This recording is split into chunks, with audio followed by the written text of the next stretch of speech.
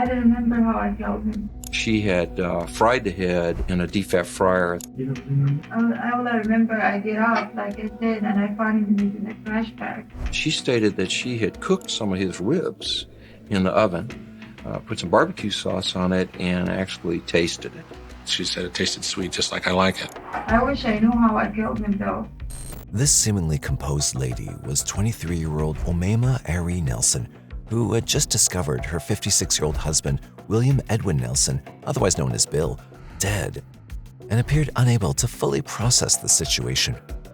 However, what awaited everyone was far more sinister than anyone could imagine. The downstairs neighbor heard the garbage disposal running and grinding the entire weekend.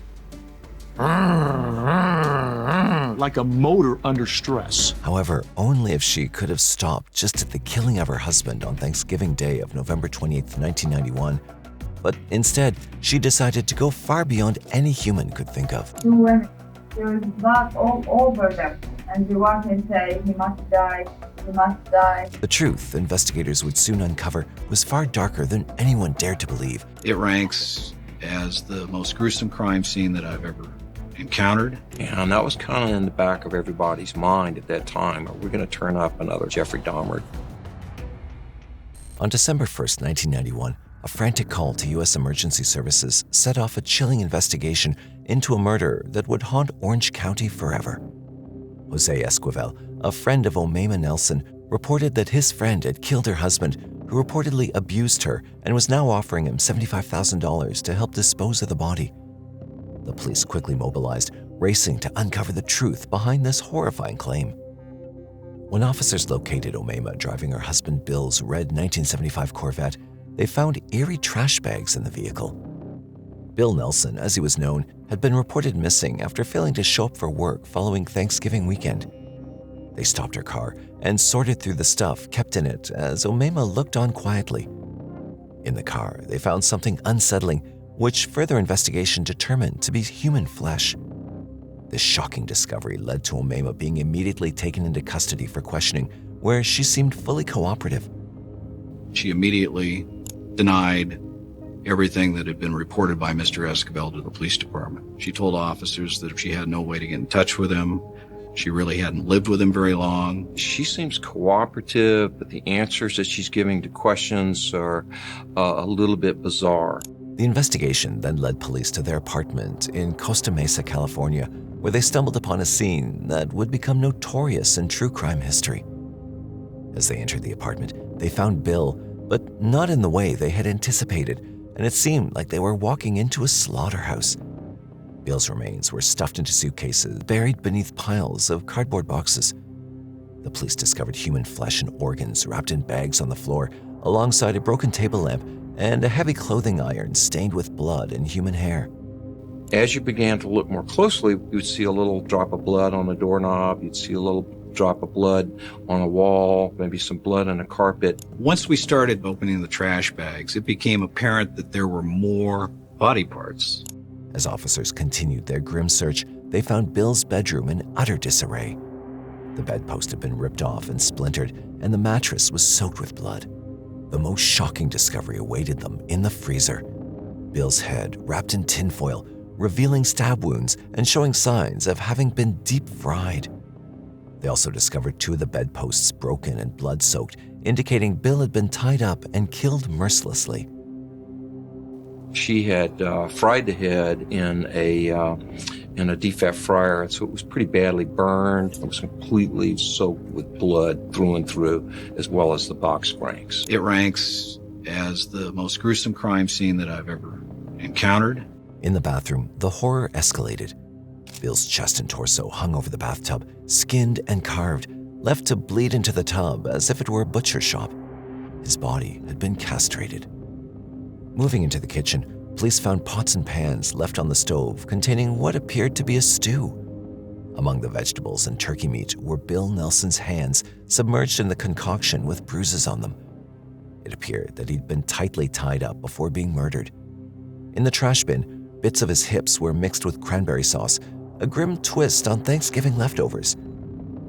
This horrifying tableau painted a picture of unimaginable horror. The chilling details of this case would go on to draw comparisons to fictional horror stories as investigators worked to uncover how such a tragedy could unfold within what was supposed to be a loving marriage. It appears to be organs. We have a coroner's investigator that responds to the scene. And he said, yeah, you see little black spots on the lung? I said, yeah. He said, that's carbon, and that's from smoking.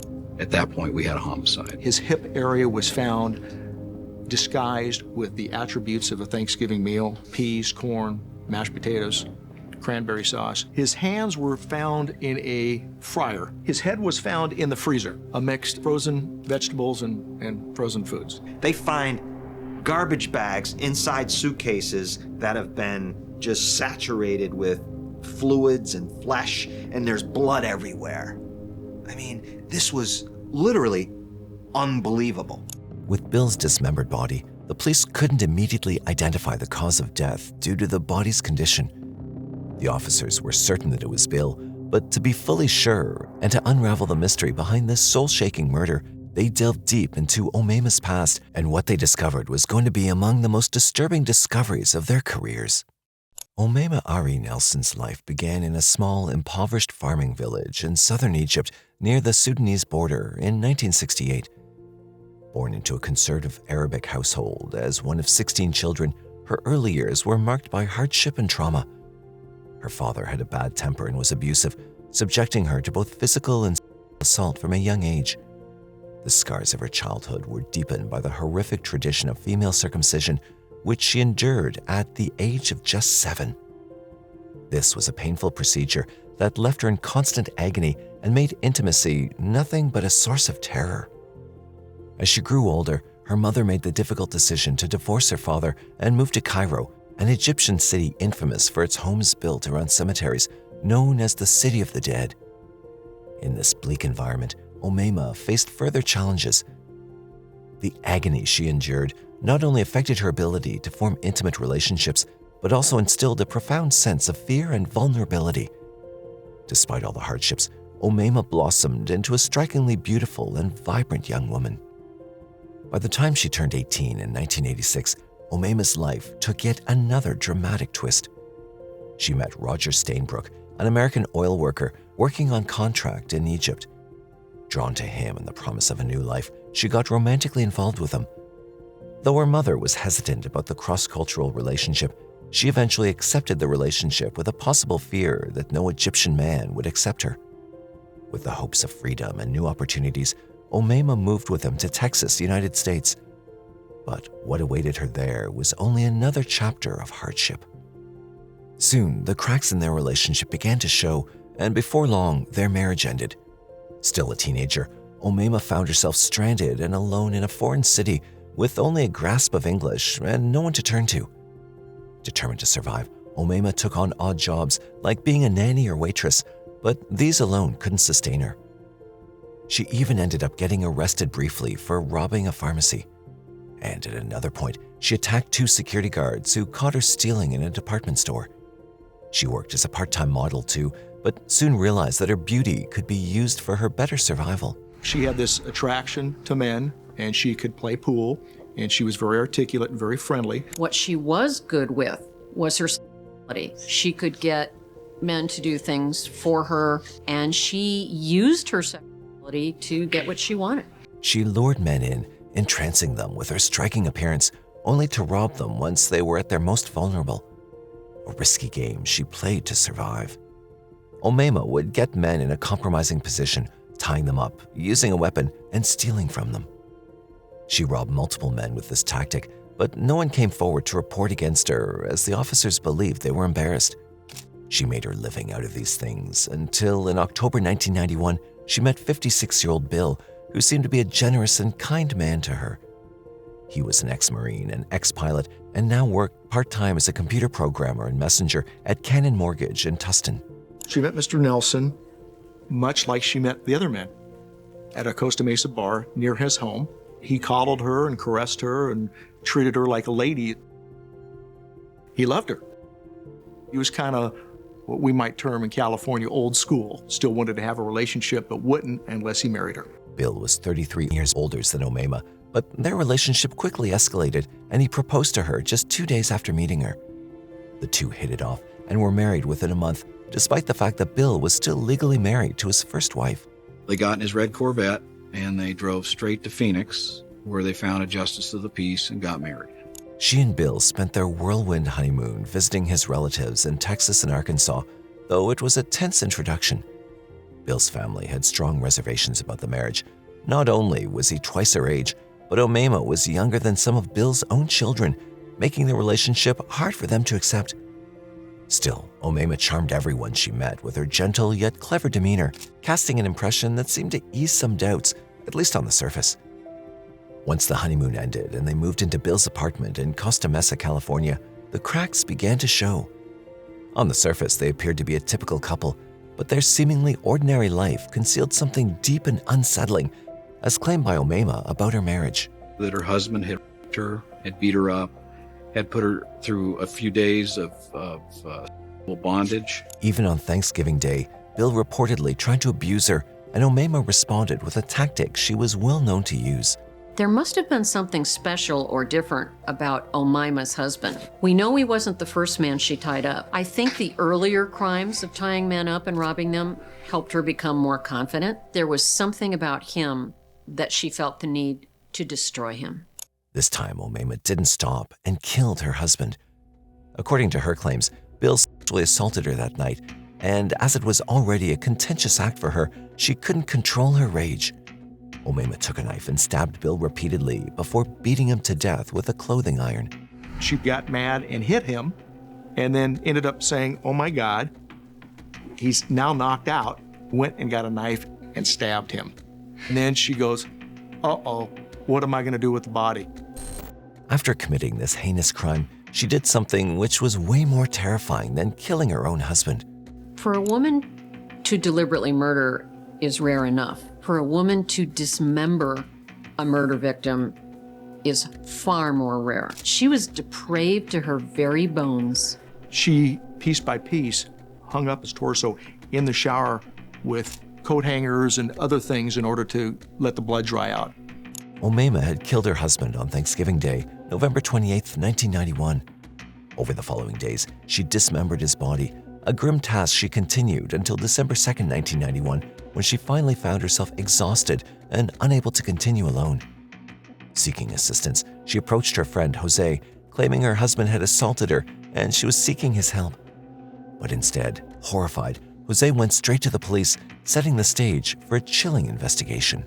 She said that she'd cut up her husband and put him in trash bags and needed some type of a truck or a vehicle to help her get the trash bags and dispose of them. Now, it was crystal clear to the officers that the body they'd found indeed belonged to Bill, and his wife was the murderer, but her claims indicated otherwise.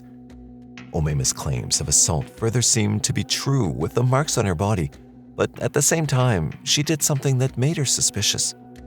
Omaima was obviously distraught. She was very upset, as if she'd been crying. She had visible injuries to her face and her breast and her arms. Although Omaima denied any help, the officers sent her for a medical examination to determine the actual cause of her injuries. She was sent to the hospital for a sexual assault examination, and also to document all these injuries. She has a lot of lacerations and contusions and bruises on her body. The investigators also contacted Bill's stepdaughter to discover anything unusual they could have noticed. It turned out he did contact her before being killed by his own wife.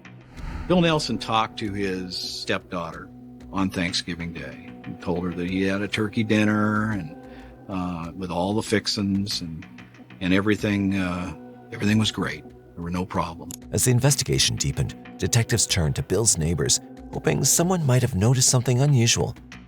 They did recall hearing a strange sound that night, a noise that had seemed ordinary at the time, but in light of recent events, took on a horrifying new significance. The downstairs neighbor heard the garbage disposal running and grinding the entire weekend. Like a motor under stress. It takes a great deal of effort to cut it up into multiple pieces, to package all those pieces so that they don't look human. Thanksgiving, a day meant for celebration, became a day of horror for Bill Nelson as he suffered a gruesome death at the hands of his young bride. What began with his murder only escalated into savagery. In the days that followed, Omaima set to work dismembering his body with a disturbing methodical precision. Piece by piece, she tore apart his remains, crossing lines of cruelty. When authorities finally uncovered the evidence, they suspected that this level of savagery didn't come from a first-time offender. 25 or more wounds to the skull. It was a very violent death. The way the body was cut up was actually done fairly professional. Cut with such precision that the coroner's office was very concerned. Had she done this before? What came next would haunt the investigators for years. When the medical examiners weighed all the remains found in Omaima's apartment and compared them to Bill's records, they realized something horrifying. Nearly 180 pounds of them were missing. Given the grim discoveries already made, it became apparent to the officers what could have happened. The implications were unthinkable, and the missing weight suggested that Omaima had disposed of large portions of his body. The police arrested Omaima the same day she was reported by her friend and was brought in for questioning. As haunting as these findings were about Bill, no one could have prepared them for the horrific revelation lurking in the depths of a hidden secret room. When they asked about the murder, Omaima quickly attempted to shift the entire focus of the case, taking the investigation down an unexpected and troubling path. The interview with Omaima was 3 to 4 hours. And throughout the entire time, she never really sat down. She'd talk in third person. She'd talk about hallucinating. When the officers asked her about the murder of Bill and why she killed him, she claimed that she did not kill her husband. Did you tell Jose the day that you killed your husband? Tell my husband? He wished. You wish, huh? No, I did not. You didn't tell Jose that? He didn't ask it. He doesn't know what he's talking about. When officers confronted Omaima about the human flesh they discovered in the car she was driving, her response left them speechless. At that moment, the true depths of her detachment and cruelty became horrifyingly clear, making them realize that they were dealing with something far darker than they'd anticipated. They thought that he killed somebody who had been in 4 years. He was discovered with a plane full of marijuana. He ends up doing a federal prison sentence for drug smuggling. And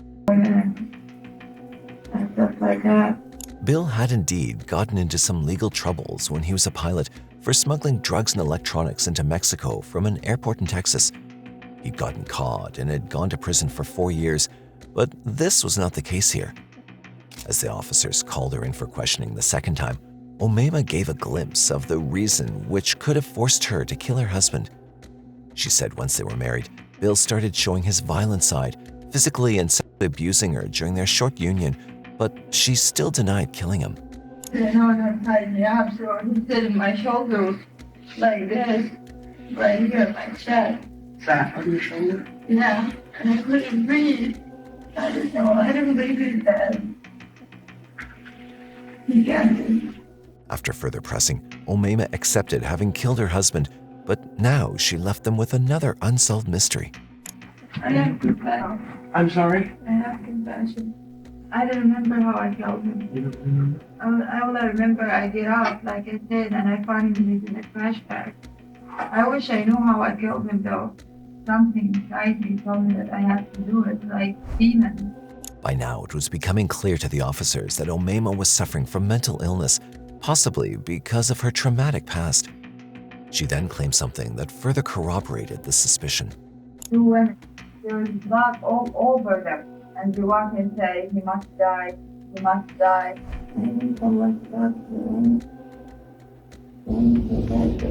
Her demand made it clear to the officers that either Omaima genuinely had some serious mental issues, or she was pretending to have some to reduce her sentence.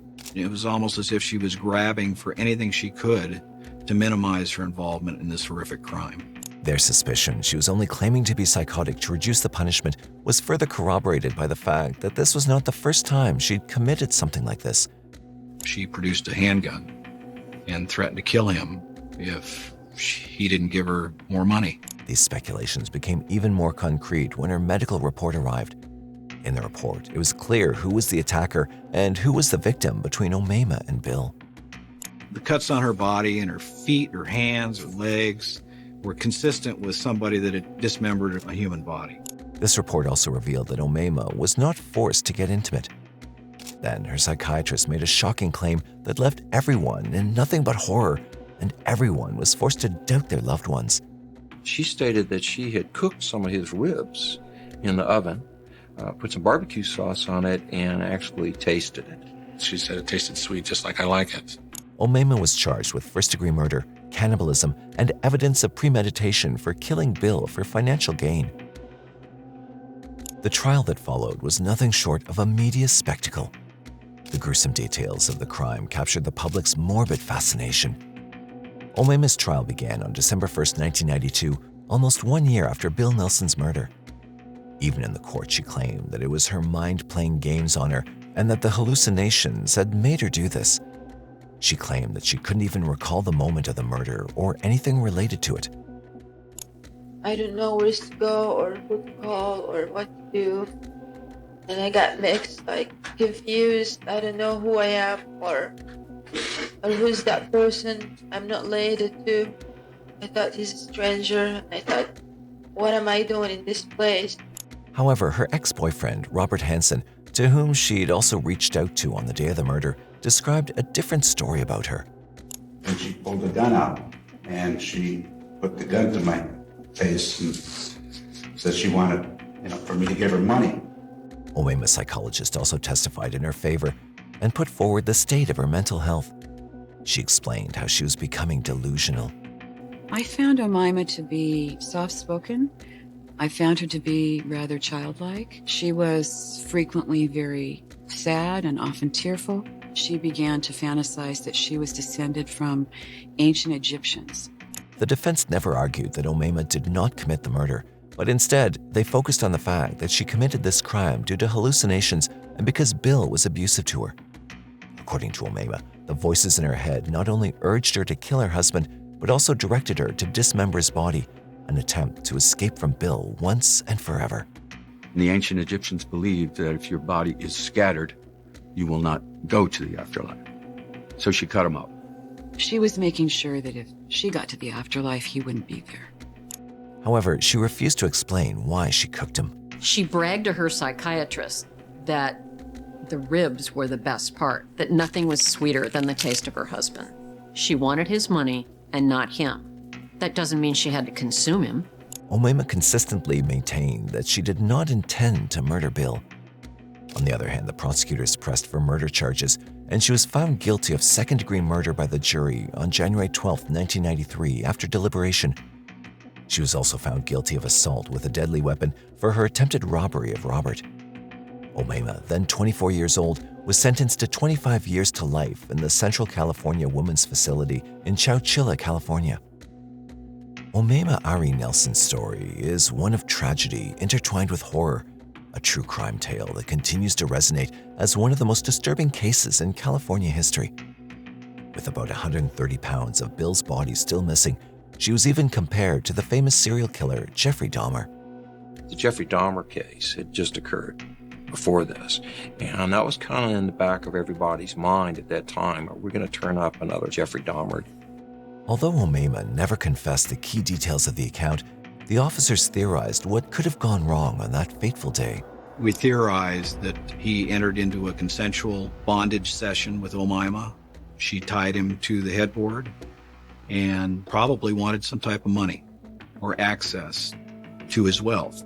With Omaima Ari Nelson safely behind bars, Californians breathed a sigh of relief, knowing that one less dangerous figure roamed their streets. Yet, even in prison, Omaima fought to regain her freedom. She first applied for parole in 2006, only to be met with a firm denial. Undeterred, she made another attempt in 2011. But once again, her request was swiftly rejected, much to the relief of investigators who believed that her release would only spell more danger. She should not be paroled. She's a very much danger to society because she's actually now doing the same stuff since she's been in prison that she did in the outside world. She got married to a gentleman that she knew at the time of Mr. Nelson's death. He was in his 80s at the time. Just a few years back, he died. He left her a large sum of money. For the moment, Omaima remains unable to touch any money she might hope to claim on the outside. But if granted parole, her access to freedom and funds could change everything. With financial means and her freedom restored, she might be able to rebuild a life beyond the prison walls, something that has long haunted the victims' families and those who remember her chilling crime.